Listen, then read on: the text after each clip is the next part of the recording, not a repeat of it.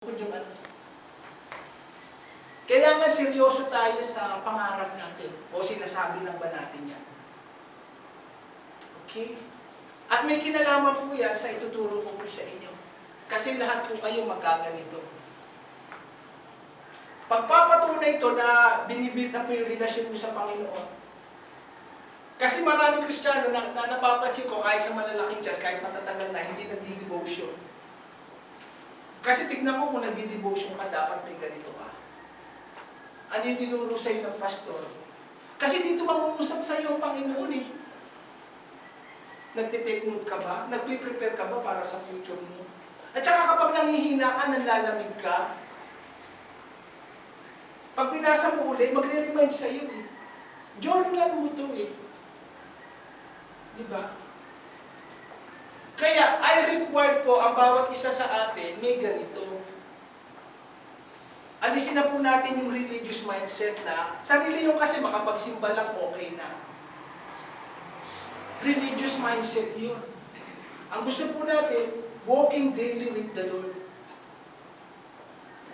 Amen. Kasi baka sabihin nyo, ngayon lang tayo tinuturuan ni Pastor, kasi hindi matagal ko na po nilalakaran yan. I invest so much money, time. Sabi ko nga po sa inyo noon, ang dami kong oras na nasasayang. Biruin mo kung manonood ako ng action movie at mga balita sa isang araw. Kung 2 hours o 3 hours, kung ilalagay mo yan sa pag-aaral, sa pag-prayer, mas magiging productive. Sabi nga sa isang quotation, an addiction to distraction will be the death of your creativity and productivity. Kapag addicted po tayo, maraming distraction eh. Yan ang papatay sa pangarap mo. Para ka maging creative, para ka maging productive. Isulat niyo po kung gusto niyo isulat.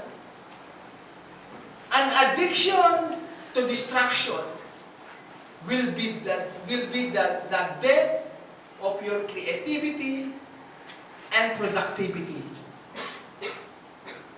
Yung maraming distraction dyan eh. Pag humarap ka lang sa computer, ako nga, pag humarap sa computer, isang click mo lang dyan na may papanoorin. Dati inaabangan ko yung may namatay na babae sa hotel, ngayon talagang inalis ko na siya dyan. Kasi may na itutulong ba yan para mapalapit ako sa pangarap ko, sa dami ko nang gagawin? Okay? May substance ba yan na mababago ako, matatransform? Tapos ang ginagawa ko po, araw-araw magme-memorize ng verse, nagbabasa ng Bible. Okay. Kaya, yung malaki ang pangarap mo, magdidetermine kung gaano mo papahalagahan ang oras mo ang ginagawa mo. Eh kung ganun pala ang pangarap ko na makapunta sa iba-ibang bansa, mag-travel at mag-ano. Amen? Tapos wala naman pala akong ginagawa, di puro salita lang. Kailangan araw-araw may ginagawa. Okay? Kaya tandaan niyo mga kabataan, mga tayo, ang training na ibibigay sa atin ng Panginoon pang global. Kaya wag niyong na okay lang sa inyo na may stretch kayo, may hirapan kayo, normal lang yan. Parang si Abraham, yung message ng linggo, in-stretch siya ng Panginoon eh. Kasi pang global yung blessing niya eh.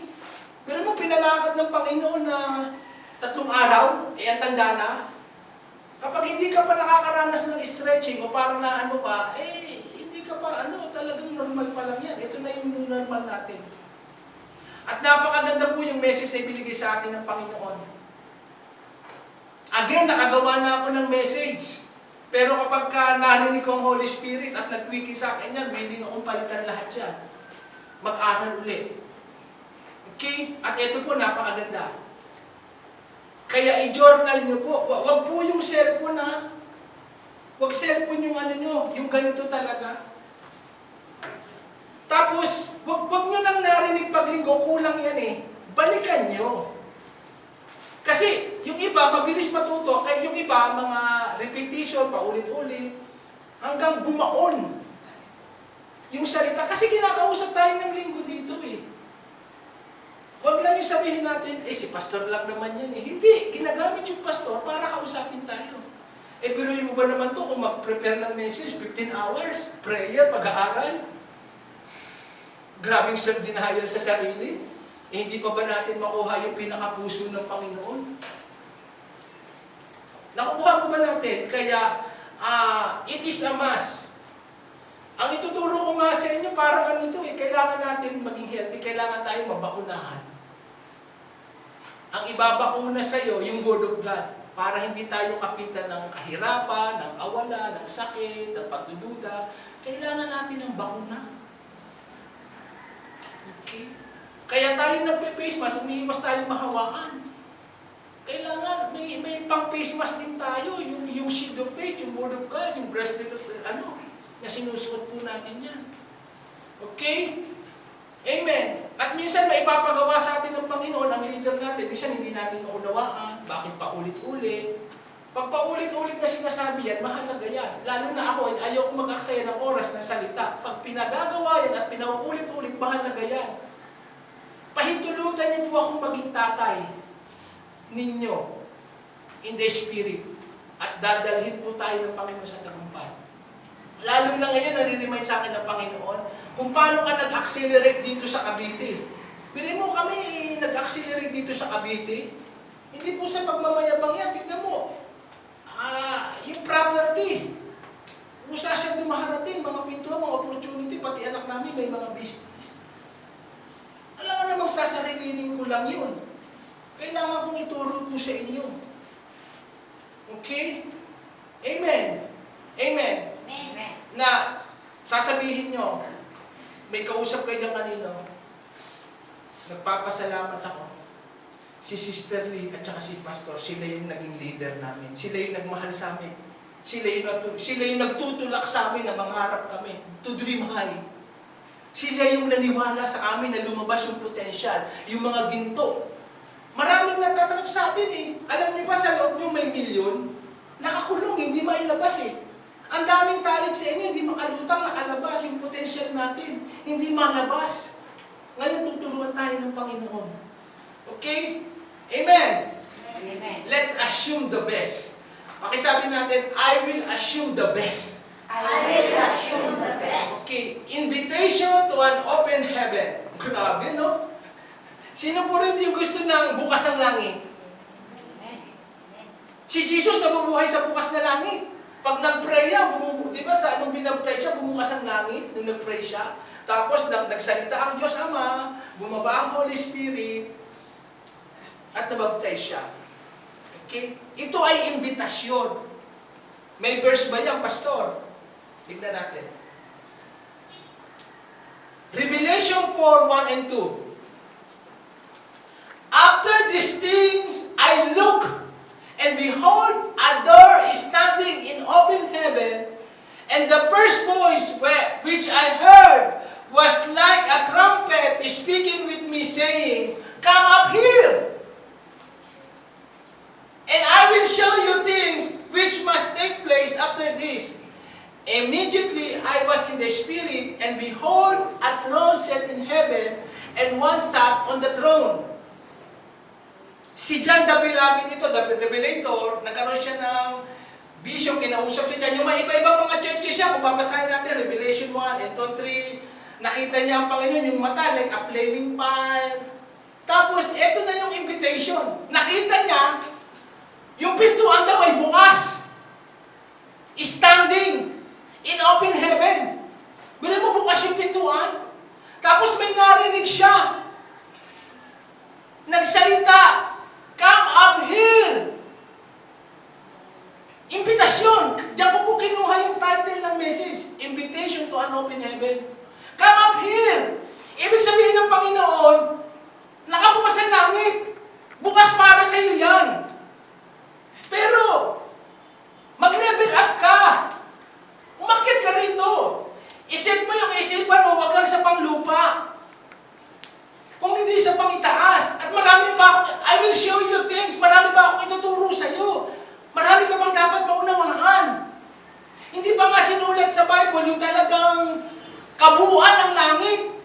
Kasi kung may susulat daw yan, baka gusto natin pumunta na tayo sa langit. Kasi napakaganda talaga raw ng langit. Ang dami raw doon namatay na ayaw nang bumalik sa ganda. May paradise, ando doon sila Moses. Ang dami, ang ganda puro talaga.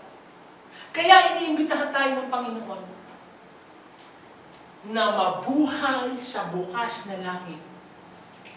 Siyempre, kapag nabubuhay ka sa bukas na langit, yung blessing, yung favor, yung mga anghel, paroon at parito, parang kay Jacob, yung Jacob ladder in the book of Genesis. Nung natutulog siya dun sa Bethel at nagkaroon siya ng panaginip. Hindi ka magkukulang kasi open heaven eh. Si Jesus nabuhay sa bukas na langit. Yan ang imbitasyon sa atin. Amen. Sino po ngayon ang gustong mabuhay talaga sa bukas na langit? Taas ang dalawang kamay. Gusto niyo mabuhay? Amen. Amen. Thank you. Okay. Ngayon, may presyo po siyang babayaran.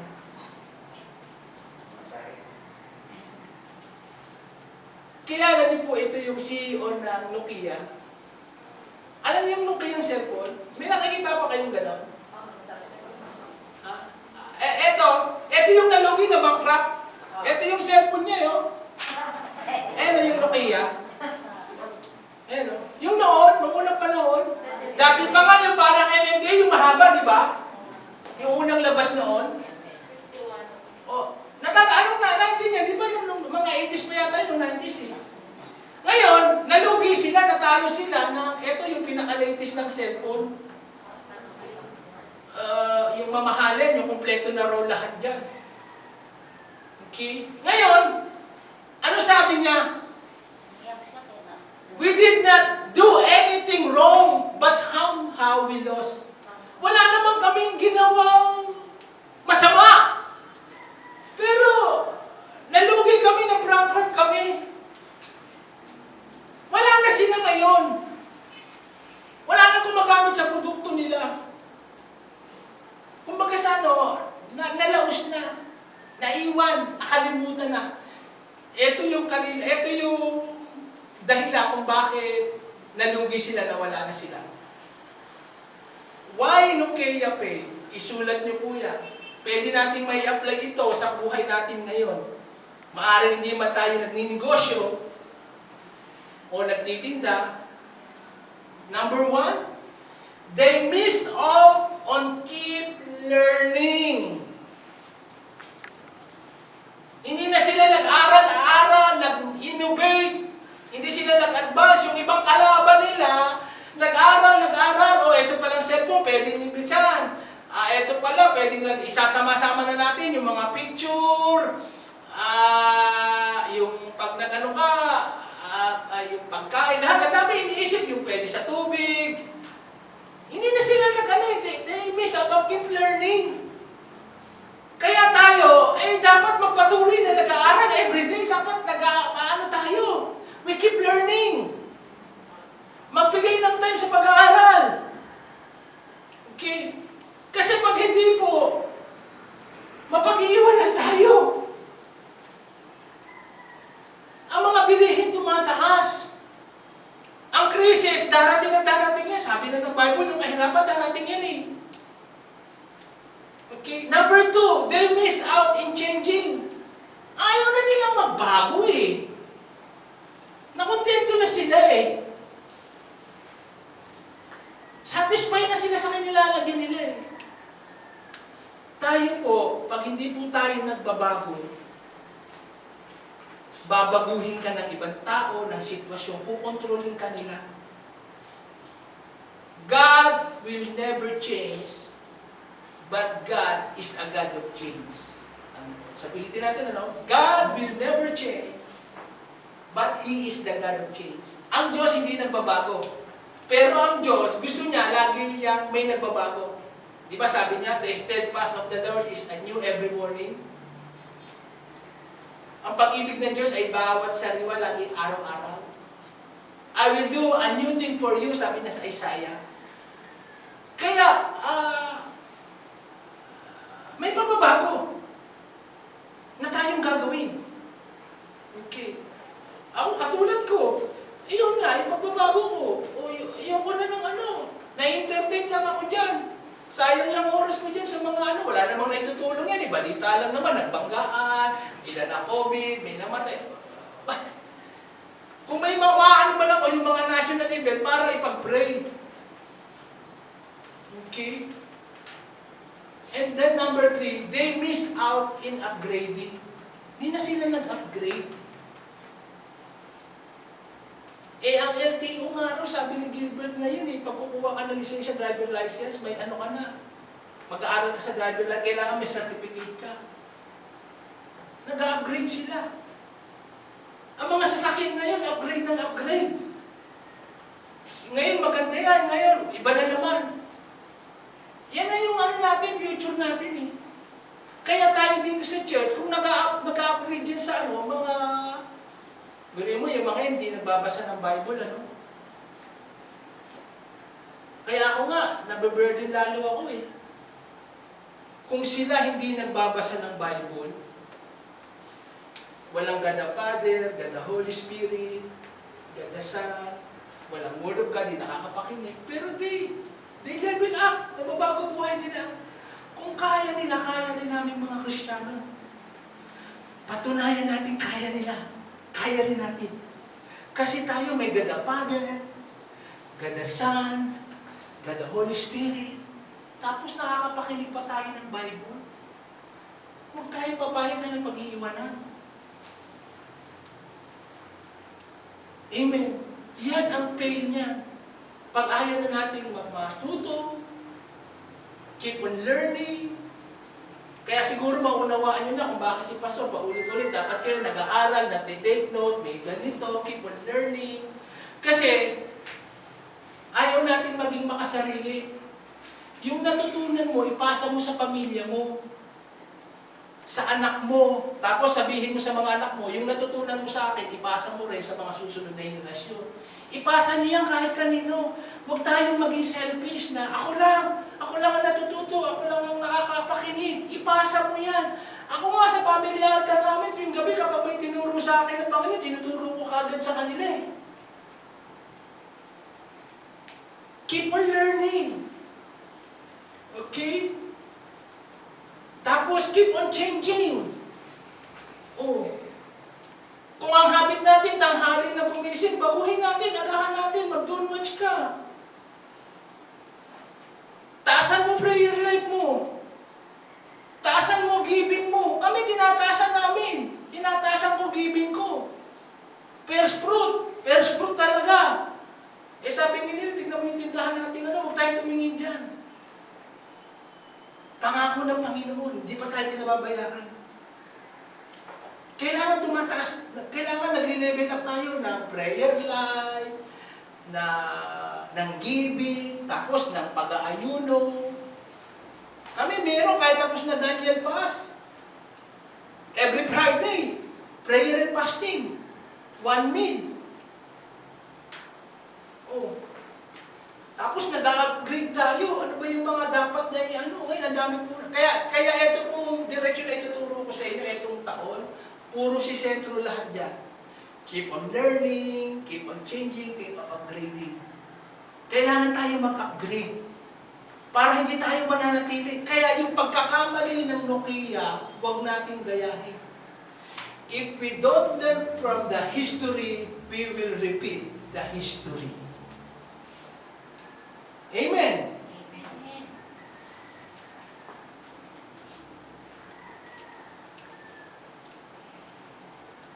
James chapter 1 verse 2. Ang ganda po nito, no?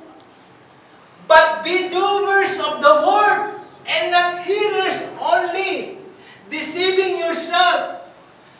For if anyone is a hearer of the word and not a doer, he is like a man observing his natural face in a mirror. For he observes himself, goes away, and immediately forgets what kind of man he was. But he who looks into the perfect law of liberty and continues in it, and is not forgetful hearer, but a doer of the word, this one will be blessed in what he does. Hallelujah! Napakaganda! Isang tao daw na napakikinggan lang ang salita ng Diyos, hindi pinamumuhay, hindi sinasagawa, isulat nyo to, information without application equals frustration. Ulitin natin na, information without application equals frustration. Kasi para ka lang daw humarap sa salamin, nakalimutan mo na kaagad. At humanly, tayo madaling makakalimot. Kaya nga kailangan, sabi nga na keep it short. Short pencil is better than a long memory. Kaya nga napakahalaga yung nagtitake note, ka. Kasi makakalimutan mo yan eh. Oh. Tapos pag natuto ka rito, i-share mo sa mga mahal mo sa buhay. I-share mo sa kaopisina mo. Yung Facebook, tagtarin niyo po ng mga Word of God at saka mga kung ano. Maging matalino tayo. Ang ganda po niyang Facebook. Kailangan yung kausap niyo may substance. Kasi kung ano lang naman, dito ako nagpunta, ito yung kinain ko. Gamitan natin ang wisdom. Okay? Word of God. I-ano natin, mga Word of God, tapos pinag-pray mo. Di ba? Isipin natin na anong sa kanila niya, kung nalaman naman nila kung saan tayo kumain, ano yung bago sa atin, anong ginagawa natin. Sabi sa Bible, matalino kayo na, mamuhay kayo ng matalino. I-push mo dyan mga Word of God. Yung natututunan nyo rito, mga encouragement. Dapat tayo maging CEO eh. Alam mo yung CEO? Sino nakakalam ng CEO? Chief Encourager Officer. Chief Encourager Officer. Dapat magaling ka mag-encourage sa Facebook. Sa mga kausap mo. Okay? Pag may tao kang nakakausap na salita niya na negative, ibigay mo yung counsel ng Word of God. Tulad sa akin, yung mga customer ko, ramdam na ngayon yung gawat, yung mga ganyan, gano'n. Siyempre, hindi naman siya malalim sa Word of God. Hindi po na, may parang po, Panginoon. Kung sumigasig po tayo, dalhin mo sa Word of God. Kung sasabihin natin, oo nga, tama ka. Gamitan natin ng wisdom. Okay? Tapos, yung nagpapatuloy daw, he continue it, and not forgetful hearer, but a doer of the work. Yung action, massive action, ginagawa ka agad. Tingnan niyo po pangako ng Panginoon. This one will be blessed in what he does. Etong tao raw na ito na nakapakinig, tapos sinagawa ka agad, pinamuhay ka agad, ay lahat daw ng gagawin niyang pagpapalain ng Panginoon. Biruin mo yung acceleration. Sino po rito lahat ng gagawin mo gusto pagpalain ka ng Panginoon? Hello? Ang pangako eh. Hindi pwede magsalimali ng Diyos. Naku, ibig sabihin pala, ang dami na nating napalagpas na opportunity at blessing.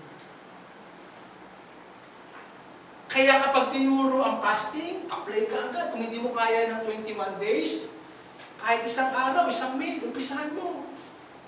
First fruit, para ka nalulula, bahala ka, wala sa laki sa ano yan. Prayer, tinuro sa'yo, doer ka agad. Hataw ka agad. Yan ang sikreto dyan. Pag napakinggan mo, gawin mo ka agad. Kasi kapag nagdadalawang isip tayo, baka hindi natin gagawin eh. Amen. Dapat bumababa tayo dyan sa hagdan, nagpaplano ka na. Ako ganyan, bumababa pa lang sa hagdan, alam ko na yung gagawin ko. May gagawin na ako, sa laki ba na, kung si Daniel nga, sabi niya, parang wala na akong oras, eto, kabataan pa lang.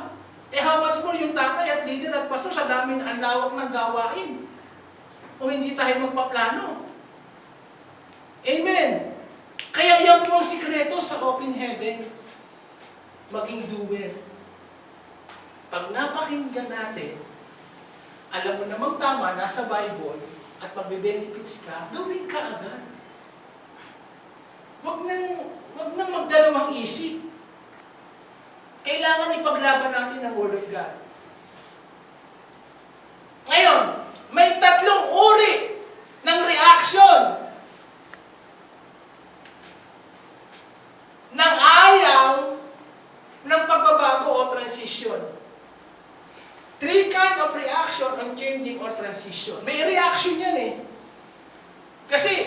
nature, ayaw natin talaga agad-agad magbabago. Oh, di ba? Eh syempre, naging habit mo na, tanghali ka gumising, tapos sasabihin sa'yo, maaga ka magising, tapos mag-devotion, tapos mag-pray. Tapos ang tagal na natin ginagawa, hindi tayo nag-aayuno. Oh, eh tapos, uutusan tayo ngayon ng Panginoon, mag-fasting. Oh, eh nasanay tayo hindi mag-tithes, mag-perso, tapos ito ngayon, yung mga word of God, inuutusan tayo ng Panginoon. Eh sabi ng Diyos, ina-upgrade ko kayo for your own benefits. Ngayon, ito naman yung mga magiging reaction ng mga nang ayaw ng transition, na pagkakamali rin ng Nokia na dapat natin hindi ginagaya. Number 1, they refuse to change. They refuse to change. Ayaw na magbago. Oh. Eh, kayo po nararamdaman ko naman, eh, gusto niyo magbago. Diba? May pangarap tayo. Parang sasakyan. Kung gusto mong bumilis, nasa primera ka, apakan mo yung clutch. Tapos ilagay mo sa segunda, tercera, kwarta, singko. Para mapabilis ka sa pupuntahan mo. Pero kung naka-primera ka lang, eh, magagalit yung pano mo. Mga kasama mo, ang ingay, bakit naka-primera? Aksaya sa gasolina, bagay yung mga kasama natin, ang layo na. Ang layo na pupuntahan natin, ang bagal mo. Naka-primera ka lang eh. Excited na yung mga kasama mo na nasa sasakyan. Oh, excited na silang maabot yung pangarap nila. Eh, naka-primera ka lang. Ikaw leader ng bahay mo o ano ka. Eh, apakan mo yung clutch. Tapos, baguhin mo. Ganun dapat tayo sa buhay natin. Amen? Amen. Pag laging nagre-refuse ng change, ayun, babagsak tayo kay Nokia. Biruin mo, pansinin mo sa mga kapitbahay natin, obserbahan nyo. Kung sila nagle-level up. Mga hindi magbabasa ng Bible yan, ha? Walang God the Father, God the Holy Spirit yan. Tapos tayo, Christian. It breaks my heart. Okay? At saka napakaganda, di ba? Magkikita kayo ng mga dating mong klase, nag-reunion. Kahit di ka magsasalita, sino magsasalita eh. Laki ng pinagbago mo, brada. Ang ayos ng buhay mo ngayon, asenso ka na. Hindi ka nagsasalita niyan, pero nakikita nila. Di ba na, mga kamag-anak mo, makita mo, tapos magre-reunion kayo, nakita kayo. Nakita nila, nagre-level up ka. Hindi ka nagsasalita. Sino yung nagsasalita para sa'yo? Amen. Eh kung titignan ko nga yung mga dati kong kasama rin sa mga pastor sa Pangasinan eh. Oh. Nakukuha mo ba natin? Pero as long na nagre-refuse tayo ng pagbabago, tragedy, mapag-iiwanan tayo. Amen. At nararamdaman ko naman, may gigil kayo, gusto niyo magbago. At sinasabi niyo, Pastor, paano ba? Ako tinatanong ko rin sa Lord, Lord, paano ba? At saka huwag natin sabihin na, uy, kailangan niya magbago. Yung anak ko, kailangan magbago. Yung nanay ko, kailangan magbago. Yung pastor, kailangan magbago. Hindi po, lahat po tayo. Dapat magbago. Ang message na ito, hindi lamang para sa inyo, para sa akin din ito. Pakisabi natin, we need to change. We need to change. Amen. Number 2, reluctant to change. Yung reluctant, parang nagdadalawang isip, para may pumipigil. Kasi nga, kapag magbabago ka, may stretch ka eh. May sakripisyo dyan, may yung time mo, eh kung ayaw natin ng comfort zone, eh biruin mo ba naman kung nakahiligan natin na palaging ilan oras ang nagagastos natin sa TV, yung time. Tapos utusan tayo ng Panginoon, mag-family altar. Kaya sa amin, intentionally, mapunta nyo sa amin, walang ganun TV. Family altar. Okay? Kasi distraction yan eh. Ulitin ko An addiction to distraction will be the death of your productivity and creativity. Ilang ubus.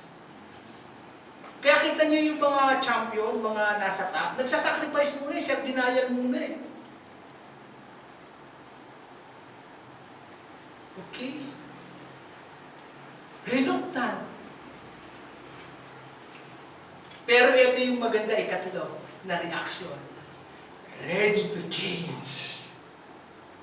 Di ba sabi ni Duterte, change is coming. Yung kampanya niya, di ba? Change is coming. Amen.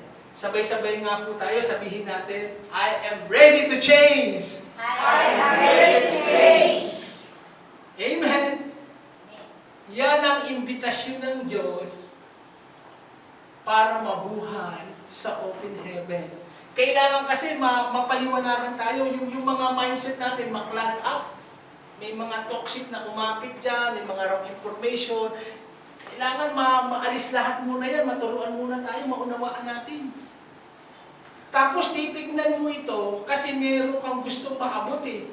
Tumingin ka sa end result. Yung achievement mo. Oo nga, magsasakripisyo ako. Oo nga, tatanggalin ko na itong panonood ko ng TV, yung action movie, yung mga ano. Kasi gusto ko nga, yung pangarap ko makapunta sa ibang bansa magturo eh. Gusto ko nga lumago ang church namin, gusto ko nga lumago yung finances namin eh.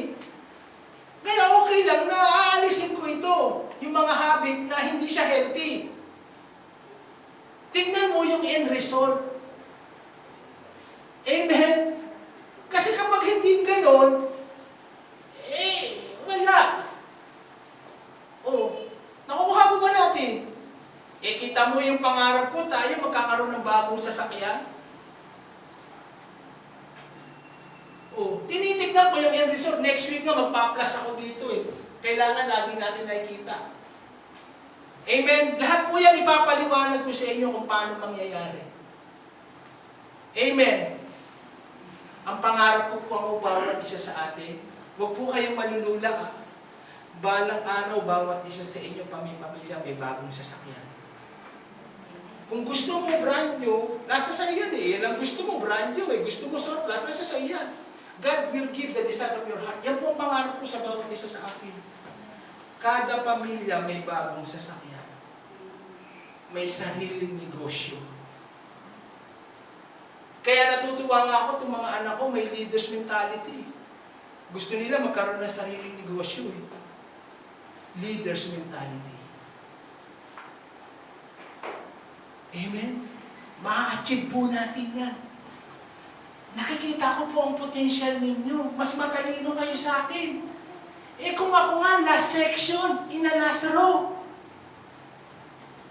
Kung titignan niyo po dilinganin ko yung elementary ako nung high school ako, ganun mo, kaduluduluhan, kasuluk-sulukan, KKK, kulela, KKK, kasuluk-sulukan, kaduluduluhan, kulela, KKK. Hindi ko ba naman mamahalin ang salita ng Diyos? Dito na bago buhay ko. Yan naman ang bago sa akin, yung Word of God. Hindi magulang ko. Bakit nagpapayo rin ng magulang ko, pero talaga nabago ako sa Word of God. Hindi ko ba naman mamahalin yan? Hindi ko ba naman ipaglalaban yan? Binago niya lahat? Hindi ko ba naman mamahalin ng Diyos Ama? Binago niya lahat ang buhay ko. Dati nung nasa pier kami, tirahan namin pa, nasa squatter eh. Daanan ng malaking truck, mausok, may kanal, mabaho, ang liit. Ngayon, binago ako eh. Hindi ko ba naman mamahalin yan? Wala ba akong gratitude? Natitignan ko yung nakaraan ko? Kaya nga, nakakahiya naman sa Panginoon eh. Mula nang maliit tayo, ang dami na nating tinanggap, tapos ayaw nating maglingkod sa Kanya. Nakakahiya naman sa Diyos. Burin mo, mula ng pagkabata natin, ang dami na nating natanggap sa Diyos. Tapos ito, nagyayaya siya ng pagbabago, maglingkod kayo sa akin. Kailangan yung conviction natin. Kapag magpasalamat tayo sa Panginoon, nag-a-attract ng maraming blessing yan. Ngayon, nasa comfort zone na kami, pwede na akong wala na akong uhumad gutom sa Panginoon eh. Okay na, contento na ako rito ah. Lord, may alkalay naman kami, may Sera G, may okay naman ang sitwasyon. Pwede na akong manood ng manood, maglakwatsa, pabanding-banding. Pero hindi na nagtutulak sa akin eh. Gusto ko pang maging pagpapala sa iba, Lord. Alam ko, kaya mo ko pinagpapala to be a blessing to others. Ganun po dapat tayo. Lord, gawin mo kong pagpapala sa iba. Huwag akong maging selfish. Huwag akong puro sarili na lang ang iniisip ko, na ako lang ang nagtatagumpay, hindi ko sinishare sa iba, hindi ko tinutulungan ng iba. Amen? Kaya itong church natin, gusto ko mapalakas ito. Mang-power, financially, tutulungan natin ng mga outreach. Every other 2 months, may papadala tayo doon, kaya kailangan nga natin ng sasakyan. Tsaka, ba tayo i-bless ng Panginoon kung nakikita niyang selfish tayo? Anong dahilan? Sasabihin mo sa Diyos, kung i-bless mo ako, sasabihin ng Diyos, anong dahilan? Bakit kita ipagpapalain ng todo-todo? Nakikita ko, makasarili ka. Hindi ka naglilingkod, hindi ka nag-share ng blessing mo, ng lahat. Kung may dahilan ka, Lord, kailangan namin ng sasakyan para mag-outreach. Hindi para sa akin yan, Lord. May sarili naman na kami sasakyan. Ba, ang ganda ng puso nito ba? Ano ba naman sa akin kahit 2 million pa yung hinihingi mo, kahit brand new? Ano ba naman sa akin yan? Isang tao lang ipuin ko dyan. Nakukuha po ba natin kapag ang puso natin ay mag-bless para sa iba, parang kay Joseph? Walang mahirap para sa Diyos. Bukas ang langit sa atin. Amen. Amen. Okay, ngayon, continuation. Para maging patuloy na maging bukas ang langit sa atin. Kasi invitation ito eh. Remember, sabi ni Jesus sa Revelation, kumakatok ako sa iyo. Kung bubuksan mo ako at papapasukin, dalawa tayong magkakakain. At tinutukoy niya ng Panginoon, fellowship.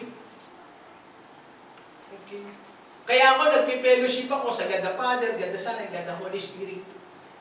Kailangan uhaw tayo sa Word of God at sa salita ng Diyos. Okay? Thirsty for God and from His Word. Pwedeng ipag-pray ang kapatid. Ako yan ang pinag-pray ko eh. Lord, gutumin mo ako, gutom na gutom sa presensya mo, gutom na gutom sa iyong salita, uhawin mo ako, Lord. Parang si David, katulad ng uhaw na uhaw ako sa iyo.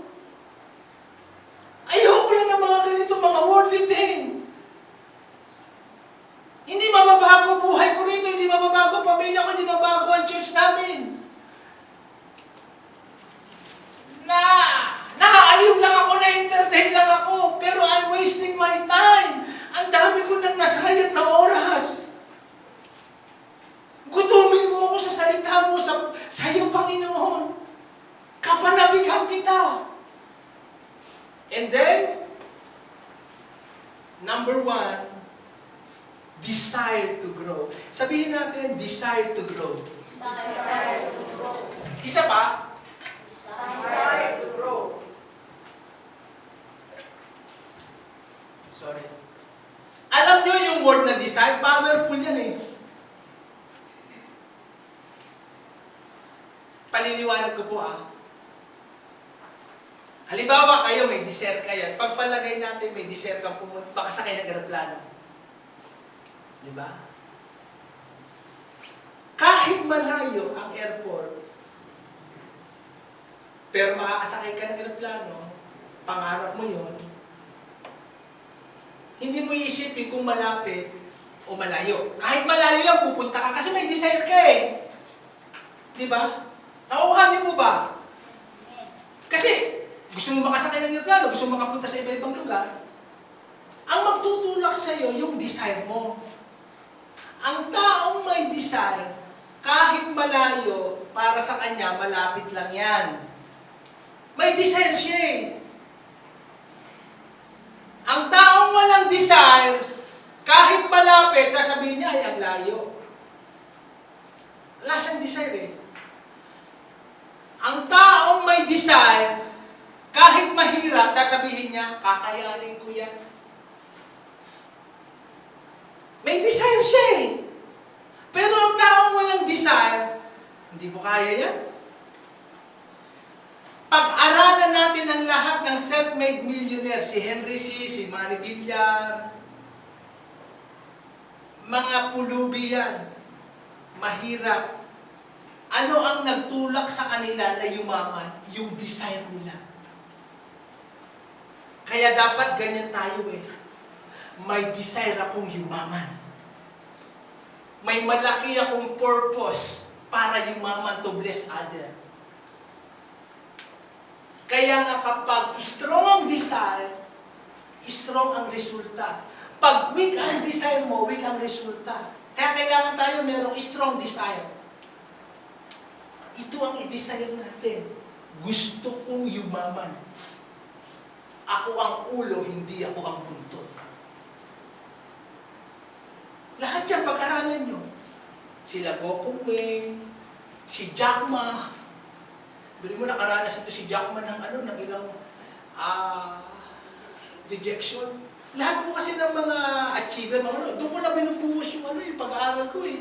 Na-entertain na ako, may natututunan pa ako. Kanino ba tayo dapat kumopya? Di ba sa Bible, at saka yung mga taong achiever, may matututunan tayo sa kanila eh. Kung kukopya lang din tayo at gagaya tayo, doon sa meron ng resulta, may narating na, may papakita na. Kaya diyan ko na ginugugol yung time ko. May matututo ako sa taong ito. Oh. Kaya lahat yan inaaral ko. Amen. Ang taong walang desire, pipilitin mo pa. Itutulak mo pa. Hihilahin mo pa. Ang taong may desire, siya ang magkukusa. Dapat ang desire natin katulad kay Jacob gusto niya mapangasawa si Rachel. Ang ganda ni Rachel, balingkinitan Sexy, ang ganda. Parang misis ko. Amen. Amen. Ang ganda. Amen. Pinag-pray fast mo kasi. Amen. Amen. Sabi ni Jacob, Laban, dinaya siya Eto muna ang sabi niya, mapapasa gusto kong mapasa akin si Rachel kasi in love ako sa kanya. Pero sabi ni Laban, sige mapapasa niya, magtrabaho ka sa akin ng 7 taon. Walang sweldo.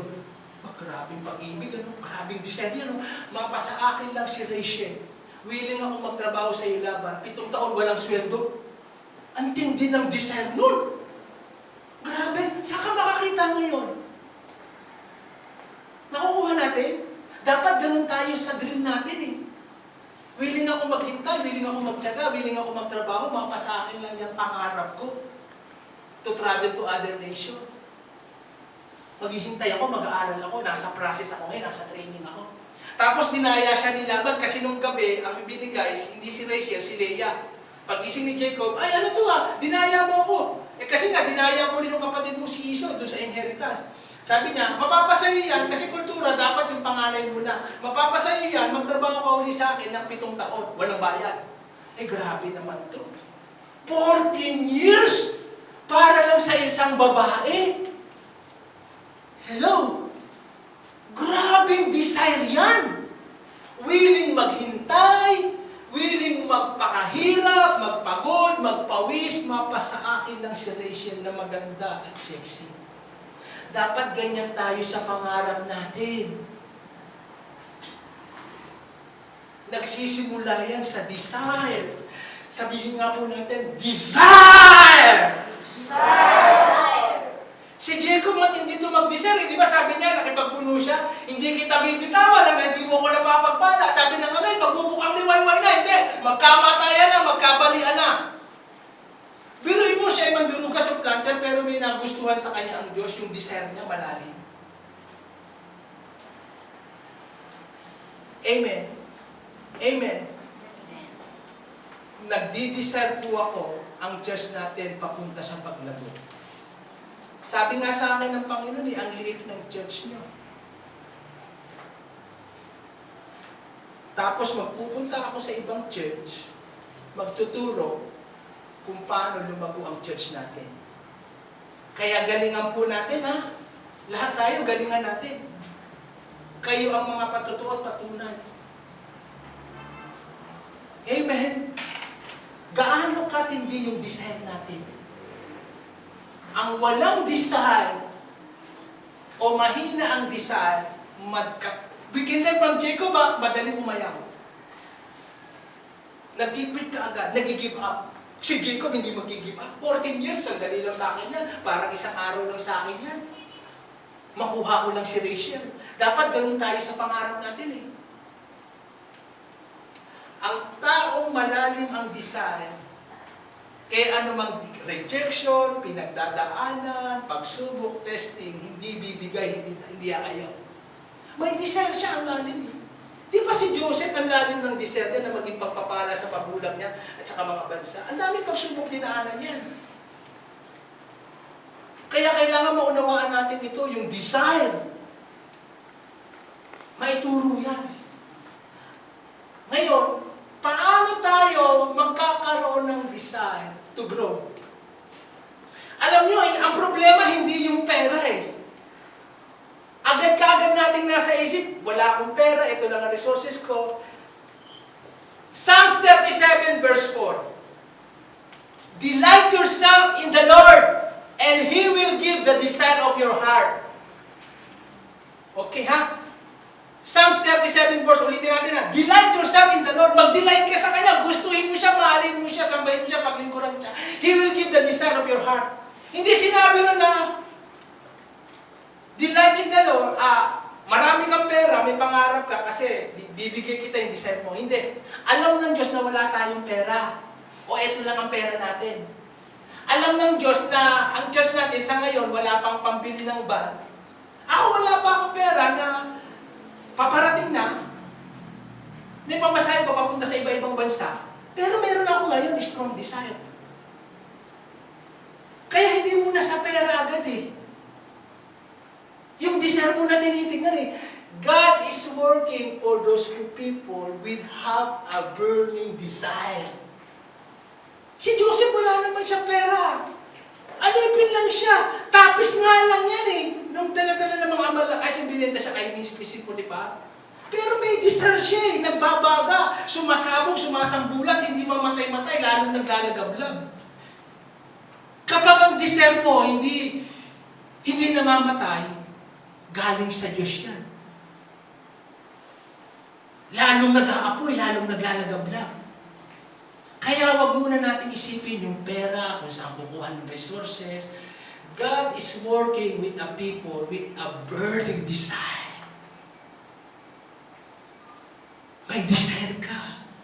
May desire akong yumaman. May desire akong mabago pamilya ko. Ito yung desire ko. At kapag desire mo talaga yan, hindi ka mapakali, laging naman ang isip mo. At mapapansin mo, ikaw excited, yung iba hindi. Parang si Joseph, sinir niya yung dream ng bigay sa kanya. Siya namang excited, yung mga kapatid niya, galit sa kanya, nagselos, gusto siyang patayin. Kaya dyan magsisimula yan sa desire. The power of the desire. Kita niyo mga adik, pag nag-desire ang mga adik, tingnan niyo sila. Mga nagdodroga, wala ng pera, bibenta yung katawan, magnanakaw. Adik dun eh. Ayun ang desire nila eh. Papatay, magigit, lahat gagawin. Ganun siya ka-desire sa shabu sa marijuana eh. Sa illegal drug, ganun kalalim. Handa siyang makulong, handang ibenta ang katawan. Handang pumatay, handang magnakaw. Kita mo yung the power of the desire. Ngayon, kung papalitan natin yung desire natin, magiging tama. Ito po yung una i-desire natin. Desire to grow. Mag-grow muna tayo sa Panginoon, parang puno. Hindi ka mamumunga hanggang hindi ka lumalago. There must be an increase on inside before increase on outside. Ilista niyo po. Kailangan magkaroon muna ng increase sa loob bago sa labas. Parang puno, kailangan lumalim muna, tumibay muna ang ugat niya. Uulitin ko po, dadahan-dahanin ko. There must be increase inside before increase in the outside. Jesus grew in a wisdom and knowledge and understanding, in favor with God and men. Mag-increase ka muna sa loob. Increase i-stretch mo na. Okay?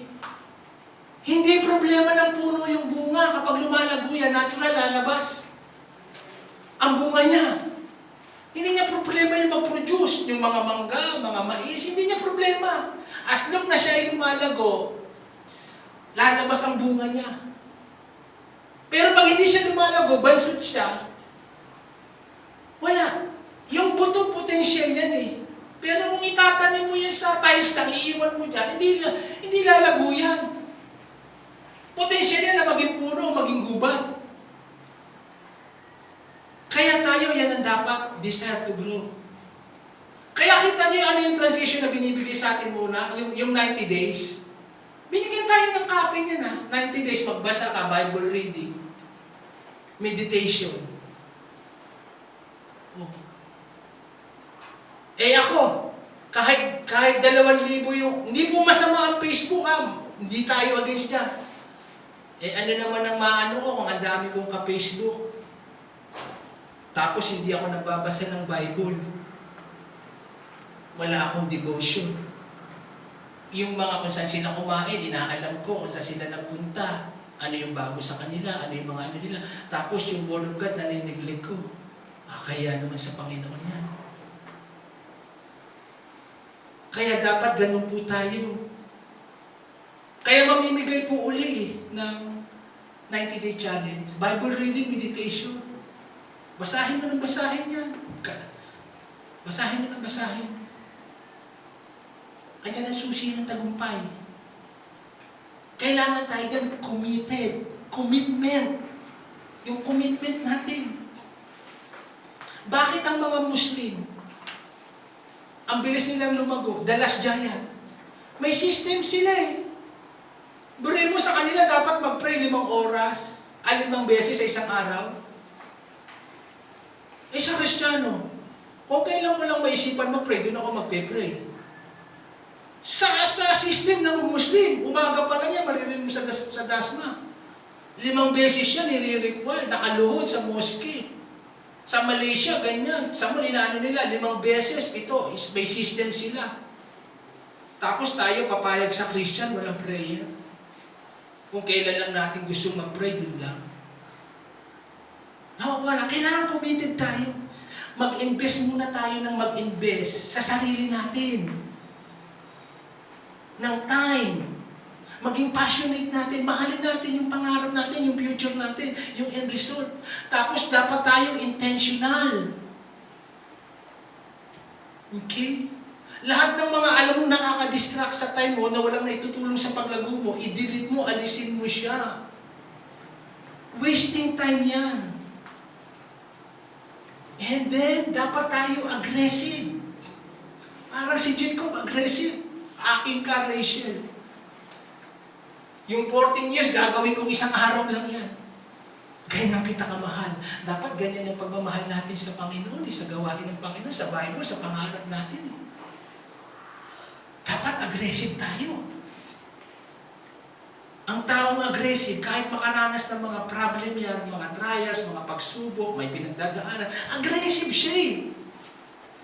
I'm unstoppable, kasama ko ang Diyos. Ang Diyos ang naglagay ng pangarap sa puso ko. May nakapigil ba kay Joseph? Walang koneksyon, walang abogado, walang kamag-anak, malayo sa tatay niya, nakadelikala, nasa kulungan. Aggressive. Kaya isang araw nasa kulungan, isang araw nasa palasyo niya. Nung nag-i-increase siya, araw-araw, walang nakakakita sa kanya. Ang tagal tinago siya ng Diyos. Pero, it's time, ilalabas na kita.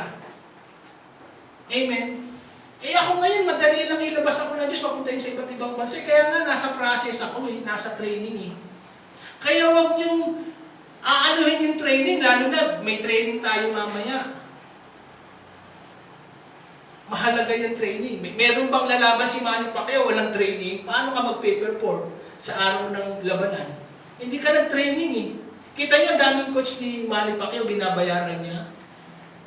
Paano ka mag-perform sa buhay mo, wala kang training?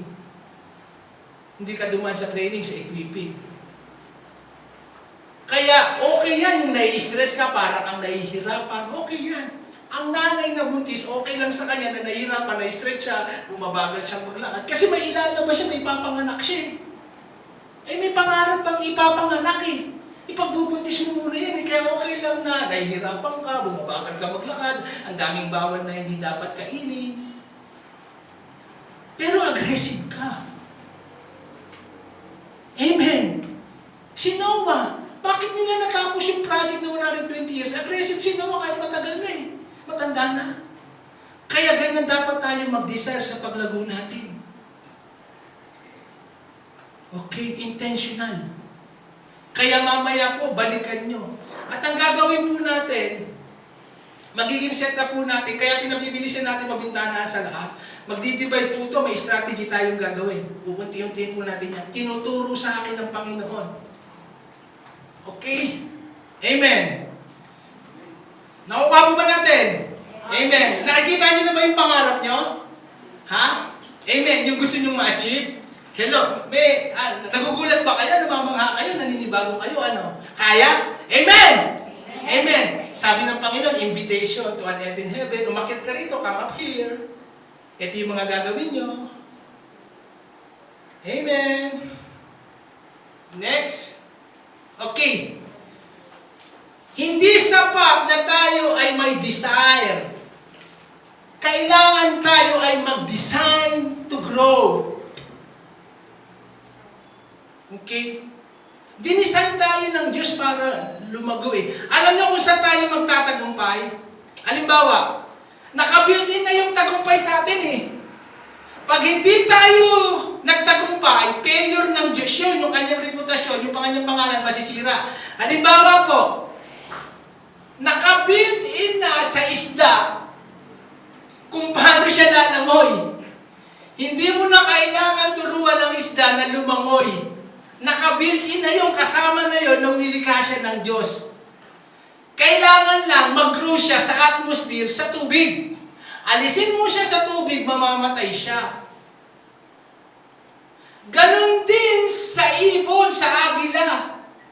Naka-built-in na nilikha ng Diyos na makalilipad siya. Yun ang atmosphere niya. Hindi siya excited kapag naglalakad lang. Ang agila, huwag mong paglakarin ng palakad. Doon siya na nilikha ng Diyos sa himpapawid. Agila siya eh. Hindi mo siya pwede pumunta ka sa tubig. Hindi siya nakabuild doon. Tayo ang pinakamagandang creation ng Diyos. We are made in the image of God. Nakabuilt-in sa atin ang success. May gagawin. Ang Diyos ay Espiritu. Tayo kailangan mabuhay in the Spirit. Di ba sabi ng Panginoon? Man cannot live alone by the bread, but out of the Word of God. Kailangan mo ang salita ng Diyos para ka mag-grow. Manabik kayo katulad ng sanggol, sabi ni Peter. 1 Peter chapter 2, verse 2. Para matapos nyo yung kaligtasan. Manabik kayo. Kaya ito yung mga design na gagawin natin. Yung 90 days challenge, nasaan na po kayo? Tayo ba yung mga Kristiyano lang sa hanggang umpisa lang? Oo. Maraming, sabi nga eh, isulat niyo po ito. Isulat niyo. It takes inspiration to start. But it takes perseverance and aggressiveness to finish. Uulitin ko po. It takes inspiration to start. Kailangan mo lang ma-inspired ka para magsimula. But it takes perseverance, aggressiveness, determination to finish. Ito ang kailangan mo para magtuloy ka. Kahit may problema ka, may pinagdadaanan ka, may testing ka, kailangan mo yan ng perseverance, determination, aggressiveness to finish. Ano ang naghihiwalay sa mga ordinaryong tao, sa mga champion, sa mga achiever? Ito, hanggang sa simula lang. Ang mga great achiever, kahit kita mo si Joseph again. Kahit ano iharang mo kay Joseph wala namang pera, walang connection, wala. Meron lang siya, Diyos eh. Yun lang naman ang kailangan natin eh. O bakit na? Natapos ni Joseph yun. Nakademonyo. Anong COVID na yan? Ibig ba sabihin niya, kung mahula yung aso, tutupi na tayo? Hello? Dapat lalo tayo maging aggressive. Kasi gusto nga natin maging pagpapala eh. Sa panahon nga ng crisis, doon yumaman si Henry C. Doon niya naitayo yung mall doon sa North. Sa EDSA.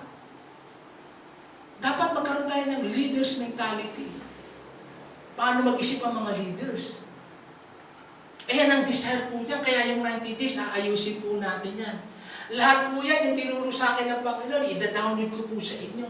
At bago po tinuturo yan, ginagawa po namin yan, kami 90 days, ako. Tapos family altar.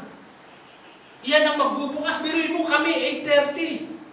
8:30, tinatawag ko pa yan sila. 8:30. Tapos chinecheck ko yan, pinagsasalita ko yan. Sabi ko, laliman niyo yung pag-aaral niyo. Huwag lang yung nabasa yung meditation, yung buuin niyo, i-meditate niyo siya. Kaya ako, nag-meditate ako ng Word of God, umaga pa lang hanggang gabi. Yan ang naman ang isip ko eh. Kung laman ba naman ang isip ko, yung pangangailangan, yung problema, napapupuno sa isip ko, takot, pagdududa, pag-aalinlangan. Kung kami ni-meditate ko, lagi pangako ng Diyos. Di parang kang naka-face mask, parang kang may bakuna, hindi tatalab sa iyo yung kahirapan, yung kawalan. Kaya kailangan natin ng bakuna. Sabihin natin, kailangan ko ng bakuna. Kailangan ko ng bakuna. Ano bakuna sa iyo para maging healthy? Yung Word of God, family altar. Ano ginagawa sa family altar? Prayer. Word of God, worship. Pag pinakikita mo sa Diyos na gabi-gabi o araw-araw, pinakikita mo, seryoso ka. Pag inaaraw-araw mo, hindi ka uma-absent. Halimbawa, ako tuwing umaga, don't watch prayer. Pag inaaraw-araw ko yan, pinakikita ko, seryoso ko sa iyo, Panginoon. Parang sa manliligaw ka. Ipakita mo sa akin na seryoso ka, ligawan mo ako ng ligawan, lambingin mo ako ng lambingin. Hindi yung meron dyan iba na naman yung mata mo. Yung pinantik na. Ipakita mo sa akin, araw-arawin mo ako na, padamo mo yung pagmamahal. Diba? Pag ginagabi-gabi natin yung family altar, interesado tayo na bukas ang langit. Isaayos niyo po yan, yung family altar. Alam ng Diyos, pagod ka, ang dami mong ginagawa, i-priority mo siya. Ipaunawa natin. Yung natutunan natin, tayo ang mag-apply sa bawat bahay natin. Okay? Amen. Kapag sinunod kasi natin yung strategy, yung matagal mong paghihirapan, pag binigay ng Panginoon, sabi nga 1 day of labor is better than 1,000 days of labor. Pag natuwa sa iyo ang Diyos, yung pagtatrabaho mo ng 5 taon, 3 taon, ang daling ibigay. Tulad niya sa sakyan na binigay sa amin. Kung ako maghihirap niyan, ilang taon ko para, ilang kung dapat kong tatrabahuin namin nili. Isang paper lang sa Diyos. Yung pagtatrabahuan mo ng ilang taon. Ibibigay sa iyo ng Panginoon. Nakukuha natin, kayang paramihin niya ng Panginoon eh. Kaya, iset up po natin. Tapos, i-mentor ko po kayo, pamilya, uupuan po namin kayo nili kung paano nyo gagawin, kung nagagawa nyo ng tama. Amen? Buksan nyo lang po ang puso nyo. Pahintulutan nyo lang akong maging tatay nyo talaga. Pabayaan nyo lang po. Allow it. Maniwala lang talaga kayo na pag tumatayo ako rito, yung mensahe ko, yung Word of God, galing sa Diyos. Amen. And then, para tayo mag-grow, kailangan natin ng training at saka equipping. Kaya nga nagdagdag tayo. Kasi sasabihin natin, may linggo na nga, tapos may hapon pa. Ang dami ko rin gagawin. Kailangan mo ng training eh. Tapos babaguhin natin ang setup.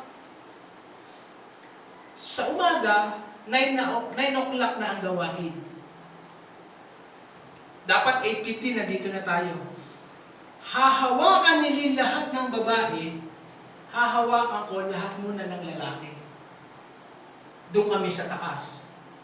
Isasaayos natin yan. Unang-una, may picture, grouping. Kukunin ang mga picture. Sinabi sa akin yung kagabi ng Panginoon, kinonfirm kanina ng madaling araw. Bakit kailangan ng picture? Lahat ng mga lalaki, magpapapicture kami. ididikit ko sa higaan namin kung saan ako nagpe-pray. Ipagpe-pray ko kayo araw-araw. Sila naman, magpapapicture lahat ng babae, ipagpe-pray nila araw-araw. Tapos kayo, gayahin niyo na rin, magpapicture na rin kayo. Mag-pray na tayo one another para mas malakas. Di ba parang walis, pag isang tingting, matagal makalis ng basura, pero pag united sila, magpapicture tayo. O kaya sa rep mo ilagay. Bago ka kakain, magpapaalala siya, sabi ni Pastor, kailangan kong ipag-pray ito ha. Mamaya na, paperay mo na, di ka pala. It's just a reminder. Iba kasi yung may picture, kesa yung nasa isip lang. Tapos ito gagawin natin sa worship team. Sabi ko kay Dandan, kay Tisipin, picturein lahat ng mga worship team. Kayo mga anak, ipag-pray nyo yung mga worship team ninyo. May mga pinagdadaanan yan, inaatake ng kaawayan, may pangarap yan, may kahinaan yan, may kalakasan yan, ipag-pray nyo. Kasi kung ako po ang lahat, ako mag-isa, wala na. Halimbawa, si Abby lang ipag-pray ko araw-araw, 10 minutes, o ilan yung lahat kayo kung ipag-pray ko ng 10 minutes. Tuturuan ko po kayo, may libro tayo na kung paano mag-pray, isi-xerox nyo po ito. Lahat ng strategy, lahat ng binibigay sa atin ng Panginoon. Parang si Noah, tinuturuan lahat, dinadownload kung paano niya gagawin ang arko. Para pag dumating ang bagyo, lumalaban. Hindi papasukin, lulutang, hindi lulubog. Nakukuha po ba natin? Amen. Kaya mamaya, sabi mo sa katabi mo, may picture taking. Amen? Amen. Tapos kayo rin, itikit nyo. Tapos kami magbibigay ng bookmark. Eto, libre. Ipagpe-pray nyo ang pastor nyo araw-araw. Siyempre, magbabasa ka ng Bible, nakasipit yung picture nila, tsaka ni pastor, si pastor, pinagpe-pray pala ako araw-araw Pag-pray ko rin ka siya. Di ba nung nananalangin si Moises, kasama si Aaron at saka si Hur, nagtatagumpay sila Joshua na nasa frontline? Sino laging inaatake ng demonyo? Yung pastor, yung leader. Amen? Hello? Nakukuha natin, picture taking. Ipagpe-pray kayo. Tapos yung training and equipping, tuloy-tuloy yan. Tapos kayo yung mga lahat i-upgrade po natin ito. Kung sino yung dadaan dito sa training and equipping, yun yung magagamit. Halimbawa, dumang ka sa training at pupunta ka sa Pangasinan. Ikaw ang magtuturo doon. Nung kahapon nga, na-imagine ko, nakikita ko si Ganda, nagtuturo sa mga outreach. Sila Pastor Domi, kulang sa manggagawa ron, hindi rin nila alam gagawin kung paano nila palalagoyin ng church. Umaasa rin sila. Kaya, i-deploy. Etong March kami pupunta. Pinaplano lang kasi yung bahay na titirhan. Tapos sa susunod naman yan, sila magpapalitan kami. Kaya buwan-buwan o every 2 months. Every other month. Depende kapag kung gaano kalakas ang person natin, matulungan sila. Yung binababa rito, ibababa rito. Meron tayong design. Kailangan tayong may design. Nakukuha natin. Kita nyo yung bahay bago gawin, building, nilalagyan ng design para maganda. Yung kotse, bago gawin yan, may design yan Yung upuan na lang, bago gawin yan, may design yan Ganun pala dapat tayo sa church, sa Christian life natin, gagawa tayo ng design para tayo lalago. Pag wala kang design, ano yung bahay na walang design? Squatter. Tapal-tapal, tagpi-tagpi, walang design Gusto ba natin yung buhay natin, spiritual life natin, walang design? Tapal-tapal, tagpi-tagpi, pera-peraso. Eto na, tinuturuan na tayo mga kapatid para tayo mag-grow. Tapos prayer and fasting. Kung lahat ba naman tayo rito nagpa-fasting once a week, tayong mga magulang, ipag-pray and fasting natin yung mga anak natin. Kita niyo po si Daniel, yung mga anak ko niya, ang laki ng pinagbago. Pang-ilang pang top 5 yan Dati natake ng kaawayan. O dahil sa pagpapaba ni altar, tagtag ng word of God araw-araw. Yung ginagawa niya sa advance Yung 90-day challenge, yung dapat gawin ngayon, ginawa na niya, naka-advance na siya. Ito yung gagawin natin. Ito yung ginagawa ko, lahat kami mini-mentor ni Pastor Chia. Yung iba, naghihintay pa ng ituturo ni Pastor Chia. Ako nag-a-advance na. Doon na papunta doon na papunta yung turo ni Pastor Chia eh. Mag-a-advance ako sa pag-aaral. Dapat ganyan din kayo mga estudyante. Yung mga kaklase nyo, naglalaro, nagpapabanding-banding kung ano ginagawa, kayo, mag-advance na kayo. Para pag tumayo ang teacher, nagtanong, alam mo na ituturo niya, nag-advance ka eh. Hello! Amen! Tsaka tayong mga magulang, ipag-pray and fasting natin yung mga anak natin, katungkulan natin yan. Hindi sila mababago sa sermon, sa galit, bugbog sarado na sila, tagtad na sila dyan eh.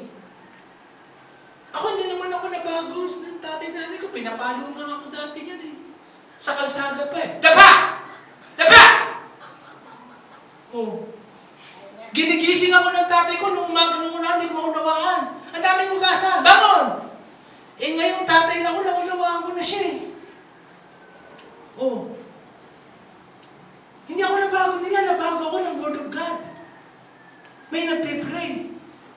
Kaya, yan ang effective. Tagtarin natin ng prayer. Kasi tagtad na sa sermon yan at saka sa pag-alit eh.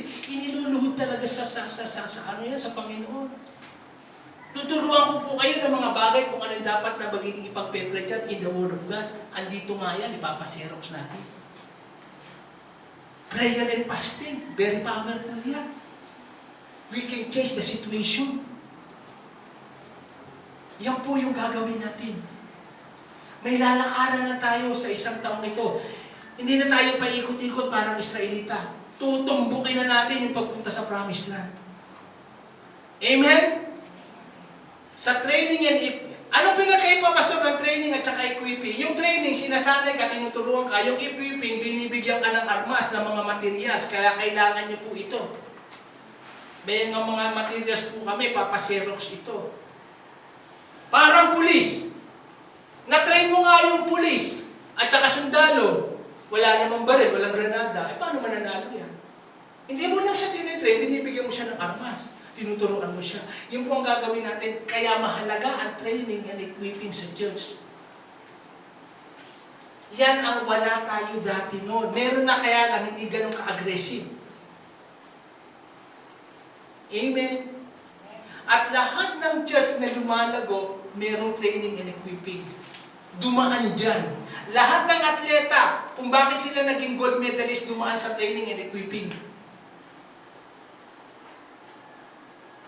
Kasi sa training and equipping, doon ka mag-perform para manalo ka sa actual na labanan.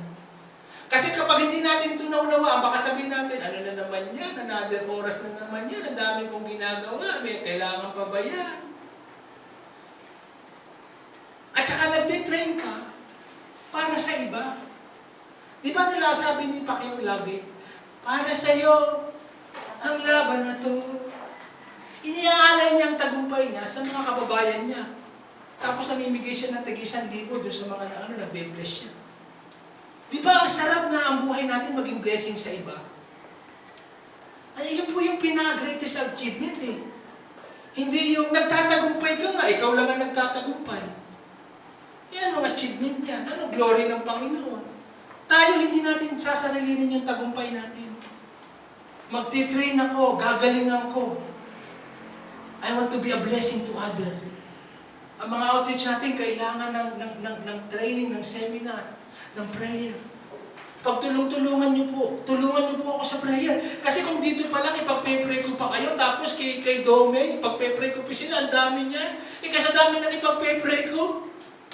Hindi lang naman ako mag-pray. Ganun lang eh. Pagpalain mo si Abby, okay na. Hindi ganyan. Mababaw na prayer yan. Kay Abby pa lang, 10 minutes yan. Nagtatangs ako. Lord, ito para kay Abby. Hindi ko alam ang ginagawa niya.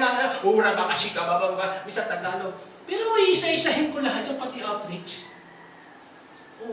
Saan pa ako kukuha ng time ngayon? Kulang sa akin ang ura. Mag-aaral pa ako, may devotion, mag-prepare, magtatrabaho pa. Ang dami pa trabaho sa church. Pagtulong-tulungan na po natin yun, ipitodo na natin, nasa last days na tayo eh. Amen? Amen. Pag nagtulong-tulungan tayo, ang bilis lilitaw yung sasakyan natin. Hindi nabibigla ang Diyos. 2 million? Ano ba naman sa akin ang 2 million? Pinoproblema nyo kung saan kayo magbabayad. Kung yung mga hindi nga nagbabasa ng Bible, ang dami, hindi lang isang ban, may 5 ban. May customer nga kami, 5 ang ban nila 8. Ikaw, anak ka ng Diyos, nangangarap ka, tapos gusto mo, second hand pa. Hello! Ma-challenge tayo. Nakukuha na po ba natin, mga kapatid? Huwag nating gayahin yung failure ng Nokia. Hindi pa huli ang lahat. Amen. We will dream higher. Actually, kapag nag-bless, alam mo kaya bless ng Diyos si Abraham para sa maraming bansa. Ganun mag-isip ang Diyos. I will bless you to bless the nation. Tayo, akala natin mabless ako para pamilya ko lang. O ibang kamag-anak, iba. Ang Diyos, ang laki ng mind niya. Ipagpapalain kita, Abraham, para magpapala ka sa maraming bansa. Ganun kalaki ang isipan ng Diyos, tayo lang ang maliit mag-isip. Amen. Tayo lang ang nalulula. Tayo lang ang kinakabahan. Ay, sabi nga ni Jesus kay Peter, lumakad ka. Sige, kung ikaw ba, sige, lumakad ka. O nagulat ba si Jesus? Di nakalakad si Peter sa kasi may word of God siya.